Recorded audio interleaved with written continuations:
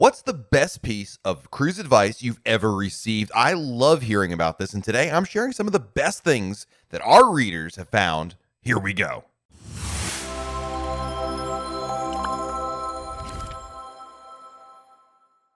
Hey everyone, it's Matt from RoyalCaribbeanBlog.com. Julius Caesar once said, experience is the best teacher. And he probably said a lot of other more important things, but I do agree when it comes to cruising, being able to learn from past experiences helps you in the future, and being able to learn from other people's past experiences helps you avoid potential problems along the way. I love sharing those kinds of cruise tips here on our YouTube channel. So I was curious, what's one piece of advice that someone gave you about a cruise that's truly benefited you? And I reached out to other Royal Caribbean blog readers because I wanted to know what's like the best one tip they've ever gotten. There's tremendous value in hearing a tip or a bit of advice because it could probably help your vacation, right? And so I received a lot of different tips and things people had heard. In fact, over 450 different pieces of advice, but I broke this down into the most important or helpful pieces of cruise advice people have shared with us. So let's start off with pre-cruise advice number one, and this is from Jonathan Pellicero. Use a travel agent, and I couldn't agree more. I use this piece of advice all the time, and I talk about how important it is to use a good travel agent because it provides you so much helpful advice and resources at no additional cost. Jorge said, quote, if you don't live close enough to the port, book a hotel room for the night before your cruise. And this is so important, especially with many more travel delays from the airlines out there. You've got to fly in at least one day ahead of time. It's critical. Lynn White recommended, don't listen to bad reviews. People like to complain about everything. Go with an open mind and just enjoy it. Lynn, I couldn't agree more with you on this one. Boy, if I had a nickel for every single time somebody has said, I read a bad review about this ship or this restaurant or this island, boy, I'd have a lot of nickels. I mean, unfortunately, the internet is great for many things, but it is not great for reviews because people tend to give really biased reviews. The 1-star review because their toast wasn't crunchy enough or something like that. Yeah, reviews, whether they're positive or negative, should be left as just entertainment, but don't purely base your decisions on bad reviews. I think it's a mistake. Tim Bennett said, I learned the hard way, pack only about half of what you think you will need. And I certainly struggle with overpacking in general. I think Tim's advice is really good, especially if you take advantage of the onboard laundry services, which do cost money, but at the end of the day, there's no reason to be traveling with a giant set of steamer luggage, so definitely important. Liliana Scott said, book super early. You get more time to pay for it. Royal Caribbean takes partial payments, and this is a really helpful way to budget your cruise for any particular vacation you've got planned. Book early not only locks in a really good price, but allows you to make payments along the way. Call your travel agent, say, hey, I want to make a $100 payment. I want to make a $1,000 payment. Whatever the case is, you have between when you book your cruise and final payment date to make partial payments as you see fit. Another tip was pack a first aid kit and extra meds of all sorts. Never know what you will need. And if you listened to my video the other week about how I got COVID, this is a super helpful one. Having meds on hand really makes a world of difference. Melissa Bachman gave definitely a self-serving tip here on my end, that is. And she wrote, you can find videos of your ship, itinerary, and room on YouTube. And boy, this is a really good way to learn about your ship, excursions, or even the cabin you type that you've booked. YouTube, just, they say, a picture's worth 1,000 words. And when it comes to videos, you can certainly get a lot of insight by looking those out. And we certainly have a lot of video tours of different ships that we've been on here on our YouTube channel. And the last pre-cruise tip comes to us from Debbie Stubbs Harris, writes, prepay as much as you can so you aren't constantly thinking about the cost of the cruise while on the cruise. And I definitely embraced this particular piece of advice for a while now. I remember when I first started cruising, I'd get that bill at the end of the cruise, and it was always like, oh gosh, how bad is it going to be? Well, the more you prepay, the less you have to worry about that kind of a thing. It really helps with making your vacation affordable. Let's talk about embarkation. And first off is a tip from Graham Tully, who writes, take 2 bottles of wine in your luggage. And this is a good tip because Royal Caribbean does allow you to bring up 2 bottles of wine per stateroom on the first day of your cruise, which will save you a lot of money. Just make sure you put it in your carry-on luggage. And Kaylee Mager wrote, pack swimsuit and sunscreen in your carry-on, which is a great suggestion because that way you can take advantage of the pool deck activities like the floor rider, water slides, and even the pool itself with far less lines on embarkation day because most people don't have their bathing suit with them. Next up, our stateroom tips, and we got a lot of these actually. Starting off with Donna Grayson, writes, put the little table from your room in the wardrobe to make more room and another shelf in the wardrobe. I think wardrobe is Britishism for closet. I don't have Emma Cruises here to confirm this, but this is a great tip. So when you're in a regular room, there's a little coffee table right in the middle of it. And it's always in the way. So instead, put it in your closet, and then it's out of the way. And again, it gives you some storage space in there. I think it's a great idea, actually. I've got to try this one out. Renee shared, when traveling with kids, don't book a suite, book an adjoining room.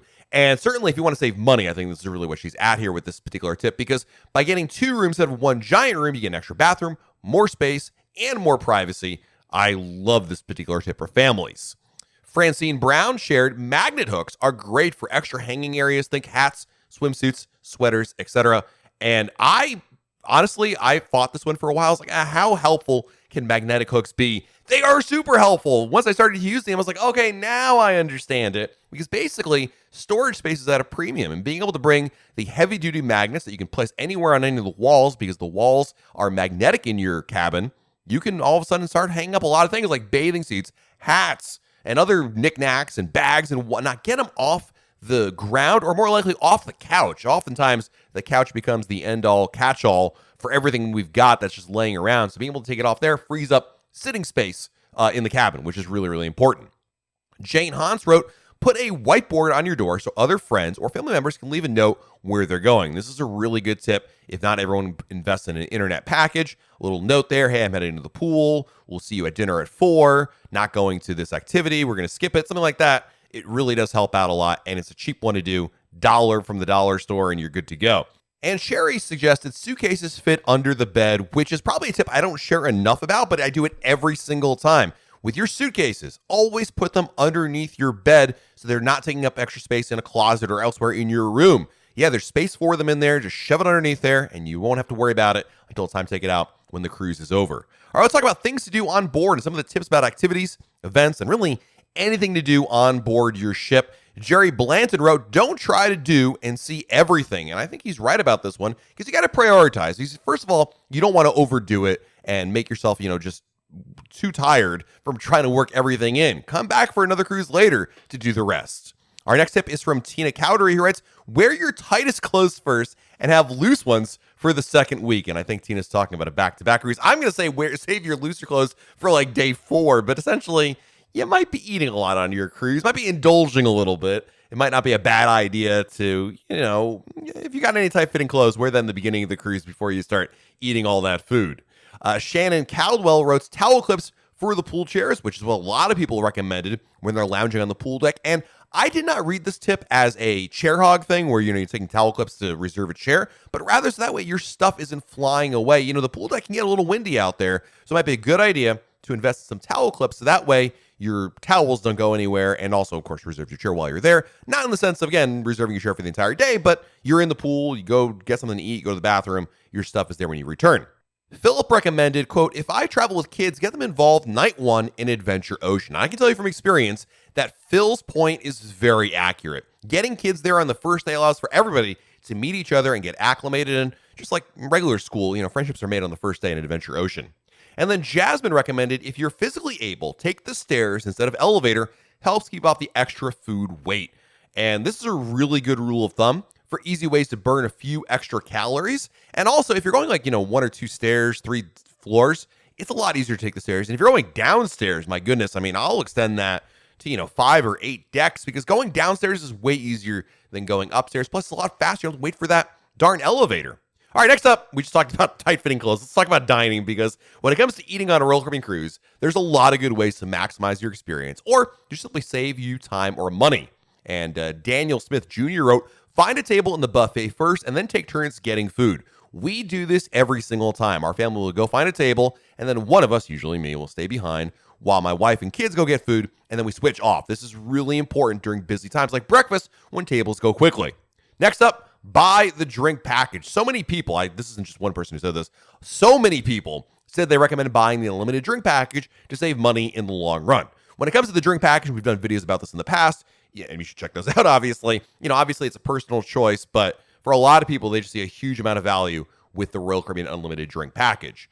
Annie Reynolds says, if you want 2 to 3 items on the menu because you can't decide, order them all and share them with others at the table. And I love this advice because it's not only a good suggestion, but also something many cruisers are unaware they can do without an extra cost. A lot of people go to the dining room and assume it's like going to a regular restaurant, like only order what you would pay for, but it's all included. So take advantage of it. And that really piggybacks into our tip here from Kristen, who writes, Try any food that looks interesting to you. Try things you don't think you'll like. Chefs are top notch, and you might be surprised. Food is unlimited, and if you don't like something, they'll bring you something else. Never be afraid to try food because on a cruise ship, you're not paying per item, and I agree with what Kristen said altogether. All right, next up, shore excursions. And of course, when you're on a cruise, exploring the places your ship will visit is really a major component to the cruise itself. So there are some ways to ensure you get the experience at all without problems. And we're going to start off with a tip from Nick Spears. Be back on board an hour before we set sail from the ports. Whenever I go ashore, by the way, I always make sure to be back at least 2 hours early. But certainly Nick's is a really good idea. No matter what the all aboard time is, that's not the time you should be planning to be back. Be back at least an hour ahead of time. So that way, if there are travel delays, traffic, you lose track of time, something like that, you're not going to miss the ship.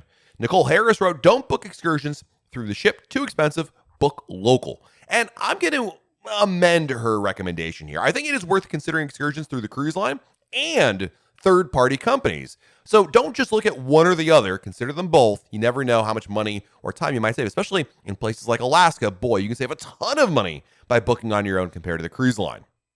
Denise Mackerel wrote, going to ports that offer things you enjoy, do a little research before you pick the itinerary. And this is a really good piece of advice because where your ship visits is an important consideration. And no matter where you're going, ensuring you're matching your interests with where your ship sails is probably a good idea for a really awesome cruise vacation. Mary Brown Smith recommended bring Ziploc bags. And this is a really helpful way if you have wet swimsuits for making ice packs and other things. You just can't understate the value and usefulness of a Ziploc bag. And then you've also got a tip here from Diana Foley Paymont, who writes, you don't have to take an excursion when in port. Just get off the ship at port, and looking around is a great idea also. And I agree, a very astute observation by Diana, because you can just walk around the port area if no excursion jumps out to you.